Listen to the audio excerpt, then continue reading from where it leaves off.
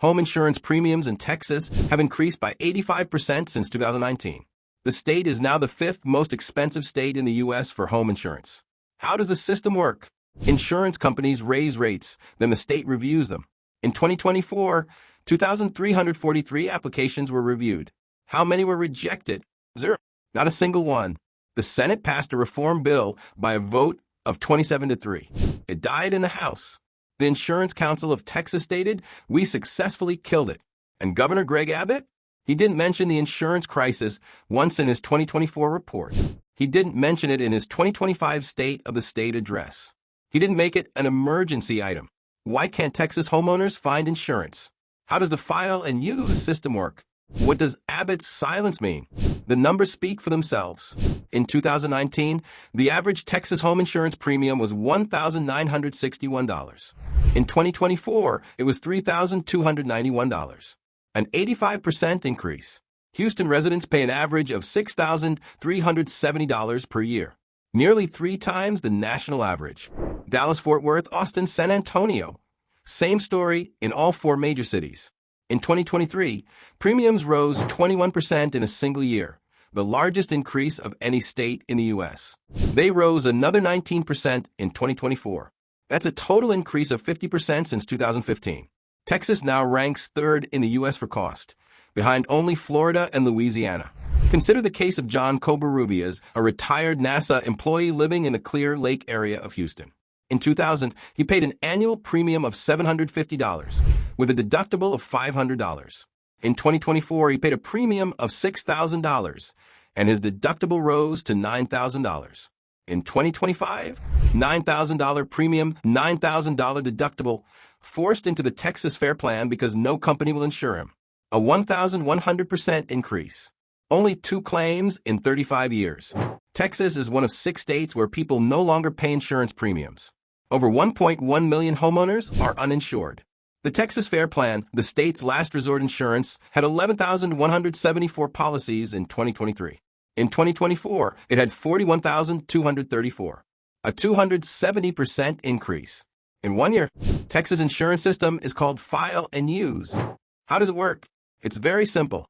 The insurance company files a rate hike application with the Texas Department of Insurance, TDI. Without waiting for approval, without the review being completed, it starts applying immediately. The TDI reviews it later. If they find a problem, which they don't, a formal hearing is required. At least 20 days written notice. Then another 45 days must pass after the hearing. By that time, consumers have been paying higher premiums for months. The real numbers? In 2024, the TDI reviewed 2,343 rate increase applications. How many were rejected? 0. None. From 2017 to 2023, approximately 22,000 to 23,500 applications were reviewed. Standard market rate increase applications rejected by the commissioner? 0. 174 applications were withdrawn by the companies. 132 were rejected for technical reasons, documentation errors. But there's not a single application where TDI said, "This rate increase is too high. We are not approving it." TDI Commissioner Cassie Brown, appointed by Abbott in 2021, told the legislature, "We review 100% of the applications, but they rarely reject them." Senator Charles Schwertner's response was sharp. "I have questions about how aggressively TDI is reviewing rate changes." The only rejected application? The Texas Windstorm Insurance Association, TWIA, the state's last resort insurance for coastal areas. They requested a 10% increase in September 2024. Brown rejected it. But TWIA is not a private company, it is a state agency. They require prior approval. Normal companies do not. How does California work?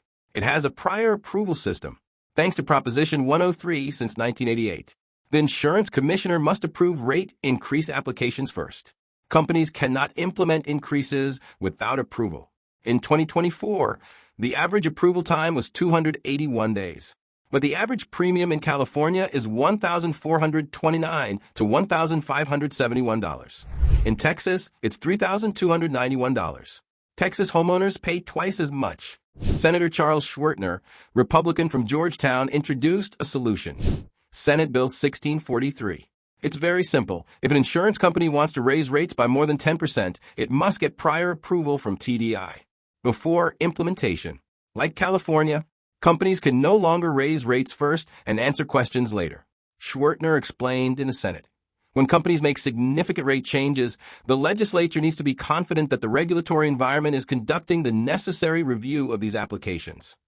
Senator Roland Gutierrez asked, "Is there a cap on rate increases in Texas?" Schwertner's response, "No, Senator, there is no cap on rate increases in Texas." On April 23, 2025, the Senate voted. Result, 27-3. Overwhelming majority. Support from both parties. The reform bill passed. It went to the House. It was referred to the Insurance Committee. A hearing was held on May 19, 2025. The legislative session closed on June 2, 2025. SB 1643 was never put to a vote in the House. It died. Who killed it? The Insurance Council of Texas, the state's insurance industry lobby group, openly boasted, ICT successfully defeated SB 1642 and SB 1643. These bills would have imposed burdensome new oversight and pre-approval requirements on property and casualty rate filings. USAA, headquartered in San Antonio with over 20,000 Texas employees, submitted a formal written objection. We respectfully but strongly oppose SB 1643. We also oppose the push to transition to a prior approval system. The company warned the bill would disrupt 20 years of stability. They cited California as a cautionary tale. Beeman Floyd, representative of the Texas Coalition for Affordable Insurance Solutions, including State Farm, Nationwide, Allstate, Farmers, USAA, argued, capping rate increases does nothing about the underlying causes of rising insurance costs. Texas Watch Executive Director Wendell supported the bill but warned of a loophole. Insurance companies could come in and bite, meaning they could exceed the cap by raising rates by more than 10% multiple times. The result? The reform died. The system remained the same. Governor Greg Abbott has been completely silent on the homeowners insurance crisis. The 2024 report to the people of Texas, a 57-page report, only uses the word insurance in reference to TWIA and Medicaid. Not a word about homeowners insurance crisis. 2023 State of the State Address? Zero mention. 2025 State of the State Address? Again, zero. In December 2024, Senator Brandon Creighton asked Abbott to declare insurance an emergency item for the 89th legislative session. Abbott refused. Creighton told Nexstar, "I'm hearing more than ever that the rising cost of insurance is putting incredible pressure on property owners." What did Abbott declare? 7 emergency items: property tax relief, $10 billion, water infrastructure, teacher salaries, career education, education savings accounts, school voucher program, bail reform, Texas Cyber Command. Homeowners insurance reform? No. The Texas Tribune wrote in December 2025, Abbott's platform doesn't address other aspects of housing affordability, such as the rising cost of homeowners insurance. Any relief homeowners see on the property tax side is being swallowed up by rising insurance costs. What did Abbott prioritize? Property tax cuts, $18 billion in 2023, seeks an additional $10 billion in 2025 border security. $11.2+ billion for Operation Lone Star, multiple special session school vouchers. Multi-year campaign, $1 billion program in 2025 fentanyl crisis, bail reform, ban on COVID restrictions. Abbott called special sessions for border security. He called special sessions for school vouchers. For insurance reform? None. Florida experienced a similar crisis. Insurers were fleeing. Premiums skyrocketed. The state's FAIR Plan collapsed. What did the Florida legislature do? It held multiple special sessions. It passed 5 major reform bills between 2019 and 2024. The most significant reforms came in 2022 to 2023. Eliminated unilateral attorney fees and insurance disputes, banned assignment of benefits that enabled contractor-backed lawsuits, shortened damage claim periods. From 2 years to 1 year, created a $3+ billion state reinsurance fund, comprehensive tort reform, HB 837. In March 2023. The results are measurable. Homeowner lawsuits dropped by over 30%.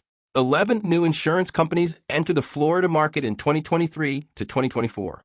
The industry experienced its first profitable year since 2016. Florida Citizens Insurance, the last resort insurer, saw its policy count drop from a peak of 1.4 million to 427,000 by November 2024. Private insurers began writing insurance again. What did Texas do? Nothing. The file and use system remained unchanged. Zero formal red tape from TDI. Premiums doubled. The only reform bill that passed the Senate died in the House. California has a prior approval system. Average premiums are half those in Texas. Approval times are long, yes. State Farm and Allstate stopped writing new policies, yes. But California homeowners still pay far less than those in Texas. Texas neither adopted Florida's interventionist approach nor maintained California's regulatory protections. It simply allowed the crisis to deepen. John Cobarruvias is a retired NASA computer analyst. He has been a homeowner in Clear Lake since 1989. In over 35 years, he has only 2 claims on record. His premiums tell a story. Asterisk $2,750 per year, $500 deductible.